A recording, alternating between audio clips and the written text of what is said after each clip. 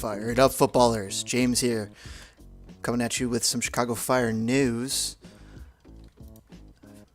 Let's pull it on up.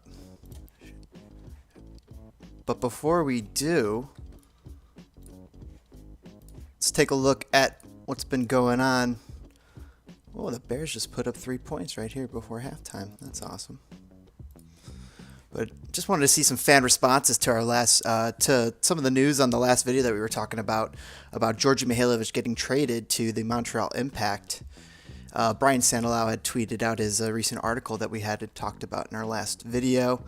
Vlahakis saying, "This has Enrod written all over it. I'm just speculating, but having met his Djordje's dad a few times, I was sitting next to his dad when he injured his knee, it was clear to me that Djordje's dad saw Enrod as a charlatan, wannabe, moneyball kind of guy. All soccer people see Enrod that way, in my experience," says Sean Spence. Awesome to see him checking in. Joshua Norgard, "Doesn't seem to be a good look when your best homegrown, doesn't seem like a good look for your best homegrown to say that he felt disposable." Brian Sandolau saying, "That's an interesting comment." Don Ryan saying, "Don't know what went on behind closed doors, but Djordje did seem to get the short end of the stick under Wiki at times. He seemed to make things happen whenever he was on the field last season, and that's more than I can say for a lot of our wide options." Well, not only did he make things happen, he was second in the league in assists to Pozuelo, the MLS MVP. So, lo and behold. Catch me in the dip saying, "Djordje, Sejic, Toya, wow, Montreal are a team to watch now with Thierry Henry coaching him. Djordje definitely needed to change his scenery. He will learn a lot from Henry." Paul Cronin saying, "When I was a little kid, I went to his dad's soccer camp." Here's a little picture from a friend of the show, Margaret, with Djordje's dad, if you're taking a look at our screen. Mr. Coach Mihailovic. There was another comment that I wanted to pull up. Inbound said, "I don't get the, quote, but he was a homegrown attitude that so much of hashtag CF97 Twitterati have. He signed as a professional player. Homegrown or not, he shouldn't expect special treatment." Yeah, you definitely shouldn't, but you don't want to be treated like a little brother. You want to be saddled with responsibility. You want to be looked to as a guy who could handle responsibility. I mean, if you're second in the MLS in assists, you're asking to be starting every game, and you're asking to become one of the focal points of the offense, I would imagine. And obviously, he wasn't a focal point of the offense for Wiki if they were so willing to trade him and not meet the price that Montreal was willing to meet. And now we got to go look for a replacement, but I will get to that potential replacement here in just near the end of the video. Jiggly saying, "There's a certain criteria for being a quote-unquote homegrown who isn't that good but should be kept around," quote. Djordje didn't meet that. All he needed to do was be loved by fans. The dude looked up in the stands and said, quote-unquote, "F you." So he doesn't get the hall pass. Joshua Norgard saying, "From my limited understanding of that, I'd have said the same thing." Jiggly saying, "There's also just a general thing that he's just never seemed to connect with the fan base. It never felt like he was a quote-unquote one of our own. Just that he came from the same area." So interesting to see. Interesting to hear.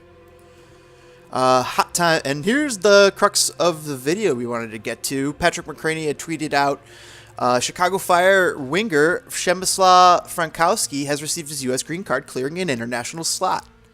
And we'll dig into that article real quick, courtesy of HotTimeInOldTown.com. Links are in the description. Chicago Fire midfielder I'm sorry, I'm Polish and I can't say this sometimes.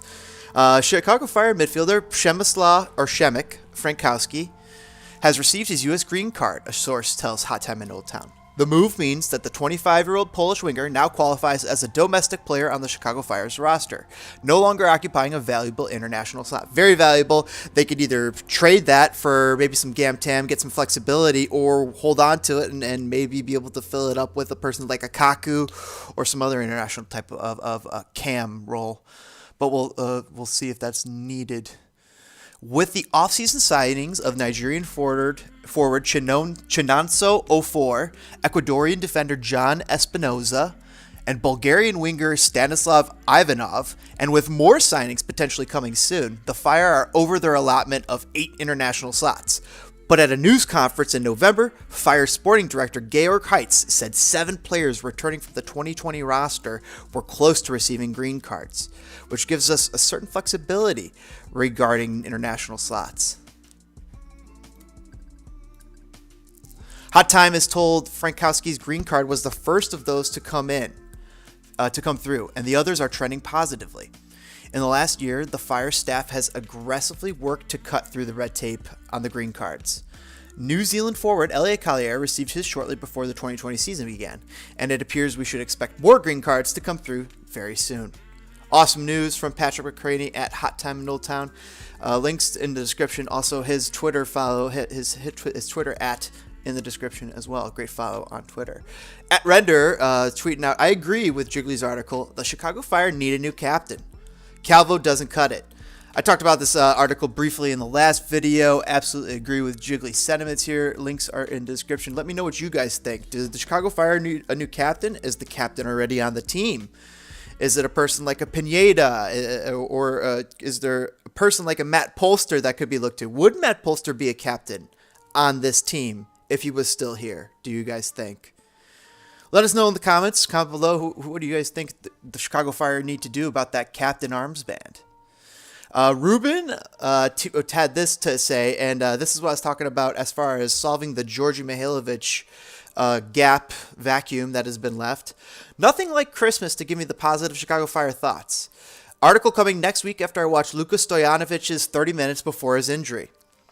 Fire transfer saying, can't wait for this. Think he has the ability to be used in so many different ways. He's the biggest question mark going into next year, in my opinion. Ruben saying, the default for me is that he's the number 10. Or they're pushing Madron up and they're playing him in the double pivot. But the question is what they're going to do waiting for him to come back. Unless he's John Cena and is back in time in camp for 3 weeks. Daniel Spivak saying, I just finished my first season with CF97 of FM21, was up 2-0 on Miami, gave up 2 goals in the 90 and the 92nd minute, and lost on pens. Crushing. Sounds about right, says Ruben. I got Ruben's links and his follow is Twitter stuff in the description. Great follow. Great writer on Hot Time as well. So look forward to Luka Stojanovic article coming soon. Potentially, maybe he'll be looked to fill the role of Georgie or... I don't know. I mean, they also have Herbers, who fills that role. They probably want to get Nacho Aliceta out in that left wing, if possible, and get Frankowski out in that right wing. And then another little bit of transfer news. Christian Pavone will be leaving the LA Galaxy to return to Boca Juniors, and barring surprises, he will become the first reinforcement of the Zenezis Cub in 2021. Pavone has 22 matches in the MLS and scored a total of 10 goals. Well, wouldn't it be interesting if the Chicago Fire could pull him off and get him back to MLS in Chicago? Get Christian Pavone to Chicago. Now, maybe that would be something to move the needle and get some fans into Soldier Field, get them excited. But I don't know if it's going to be as great. I don't know if it'll be as great as Bastian Schweinsteiger coming. But, I mean, that's a really talented young player with a potential pedigree to move on to Europe for some big dough. Well, possibly. And last bit of news here, at least last bit of stuff I wanted to highlight was Section 8 Chicago tweeting out, talking about, please remember Section 8C for your year-end giving if you have the means. Our financial future is in jeopardy, and the front office has since August refused to confirm that our 2020 ticket deal and commission agreement will be transferred to the 2021 season. Hashtag CF97, hashtag support your local.